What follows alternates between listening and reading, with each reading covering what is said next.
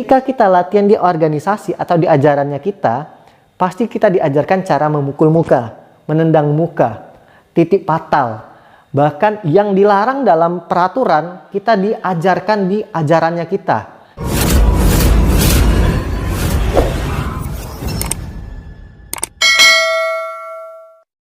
Assalamualaikum warahmatullahi wabarakatuh. Salam pencak silat, salam persaudaraan. Kembali lagi dengan saya, Denny Aprisani, dalam channel YouTube Denny WW. Nah teman-teman sekalian, jangan lupa di subscribe juga channel saya satunya, khusus film pendek. Nanti akan saya upload terus di sana ketika subscribernya udah menyampai target ya. Akan kita upload khusus film pendek. Teman-teman juga jika ada request atau cerita tentang film pendek yang sangat menarik, silahkan berkomentar di channel YouTube-nya DW Movies. Nanti akan kita upload khusus film pendek. Nah, di konten kali ini ada request lagi dari channel YouTube Ale-Ale. Mau tanya bang, kenapa dalam olahraga pencak silat nggak boleh mukul atau nendang wajah? Oke, ini pertanyaannya kurang spesifik ya. Jadi dalam olahraga pencak silat tuh ada beberapa kategori pertandingan. Ada pertandingan IPSI yang di Indonesia ya, IPSI, ada pencak dor, ada silat bebas. Ini semua pencak silat ya. Jadi semua ada kategori dan peraturannya masing-masing. Yang dimana di pertandingan IPSI ini ada dua kategori. Kategori fighter dan kategori TGR atau kategori seninya. Nah, kategori fighter ini tidak boleh menyerang bagian muka dan kemaluan. Ini fighternya, jadi tidak boleh menyerang bagian wajah, leher, dan kemaluan. Tapi pada saat di seninya TGR ada gerakan-gerakan yang menyerang bagian atas ya. Di seninya, kategori seninya ada. Nah, untuk di kategori pencak dor, silat bebas, ini semi MMA yang dimana boleh menyerang muka, menendang muka ya. Tapi tidak boleh main ground atau kuncian di bawah. Kalau mau kuncian di atas silahkan, boleh ya. Jadi memang dia semi MMA yang khusus mainnya berdiri. Pencak silat berdiri boleh menyerang muka. Semua ada aturannya masing-masing. Boleh, ada yang boleh menyerang muka, ada yang tidak boleh menyerang bagian wajah. Nah, tapi sebelum kita memasukin ke olahraga pencak silatnya atau ke pertandingan atau ke kategori atlet pencak silatnya, pencak dor, pencak silat bebas, maupun pencak silat IPSI atau prestasi. Nah, yang paling banyak digemari ini adalah pencak silat prestasi atau pencak silat IPSI karena dia ada semua kategori, baik itu usia dini, ya, SD, SMP, SMA, mahasiswa, bahkan 17 tahun ke atas sampai 35 tahun. Jadi paling banyak digemari itu adalah IPSI-nya. Nah, mungkin ini yang sering dilihatnya yang tidak boleh memukul muka dan menendang muka. Kenapa tidak boleh menyerang bagian wajah di kategori IPSI-nya? Ya karena itu peraturannya masing-masing. Jadi di setiap peraturan pertandingan bela diri apapun, semua punya aturan masing-masing ya. Bahkan MMA pun enggak semuanya bebas, ada aturan. MMA tidak boleh menyerang kepala bagian belakang, tidak boleh menyolok mata, tidak boleh memukul kemaluan. Kenapa tidak boleh seperti itu? Karena itu aturannya dari MMA. Begitu juga di karate, taekwondo, muay thai, wushu, semua ada aturan masing-masing yang tidak bisa disamaratakan semua bela diri.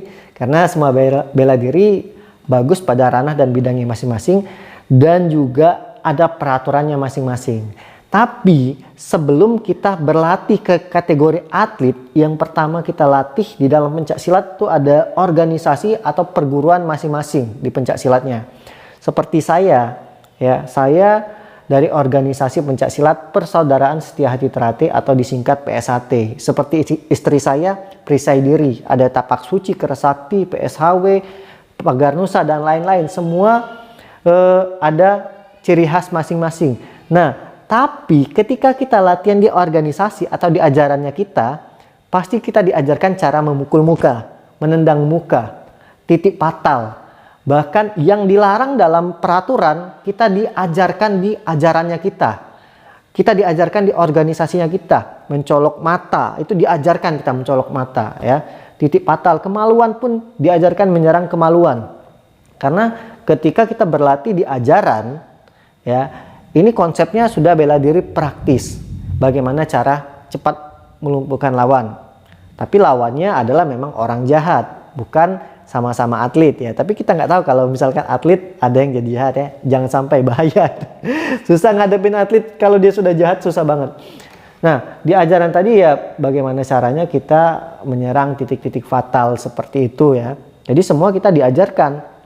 Bahkan yang tadinya di MMA nggak boleh colok mata, kita diajarkan di ajaran ini mencolok mata ya. Jadi pada intinya semua itu ada aturannya masing-masing. Jadi memang tidak bisa kita samaratakan ya, tidak bisa disamaratakan. Dan semuanya bagus pada bidang masing-masing. Ketika misalkan pencak silat nih.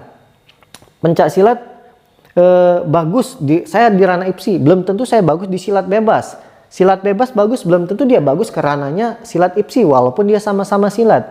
Ya, karena punya peraturan masing-masing. Tapi kita bisa menyesuaikan dengan kita mau berlatih lagi ke ranah tersebut.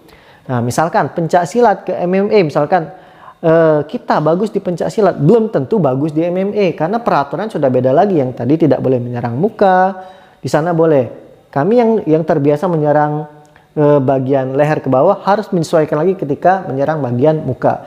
Tapi kalau di jalanan, apakah kami bisa memukul muka? Bisa. Ketika mukulnya dada tinggal naikin ke atas. Ketika nendangnya di bagian dada tinggal naikin ke atas. Semua bisa kita lakukan ketika di jalanan atau di luar. Semuanya halal ya. Nah, jadi pada intinya semua bagus pada bidangnya masing-masing. Begitupun juga MMA. Memang MMA lengkap. Ketika dia ikut ke pertandingan yang lebih spesifik lagi, dia akan kebingungan juga. Misalkan MMA, dia juara MMA ke tinju. Ada pertandingan juara dunia MMA ketika ke tinju kalah yang MMA tadi.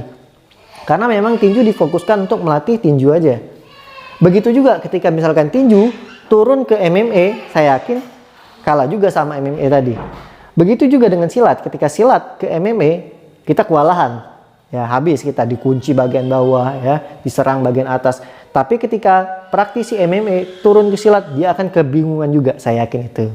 Nah, pada intinya semua itu akan bagus pada ranahnya masing-masing dan punya aturan masing-masing. Jadi inti dari pertanyaan Mas Ale tadi, kenapa tidak boleh mukul muka di olahraga pencak silat? Itu karena peraturannya. Tapi peraturan IPSI ya, bukan dengan pencak silat bebas atau pencak door. Intinya semua punya aturan dan aturan itu tidak bisa kita bantah. Jangankan bela diri, semua cabang olahraga punya aturan. Misalkan lari, startnya kenapa harus jongkok ya? Karena itu sudah aturannya. Renang, kenapa nggak langsung lompat aja? Kenapa nggak tunggu aba-aba? Karena itu sudah aturannya. Jadi setiap cabang olahraga mempunyai peraturannya masing-masing yang tidak bisa kita bantah. Kalaupun kita membantah dengan aturan tersebut, kita bisa diminus, ditegur, bahkan kena dis. Karena melanggar peraturan yang sudah ada dalam cabang olahraga. Jadi semoga ini jelas ya. Intinya semua udah punya peraturan, sudah tidak bisa dibantah lagi. Oke, semoga jelas. Lebih dan kurang saya mohon maaf ya. Jika ada request lagi silahkan berkomentar di bawah. Saya akhiri. Wassalamualaikum warahmatullahi wabarakatuh. Salam pencak silat, salam persaudaraan. Bye bye.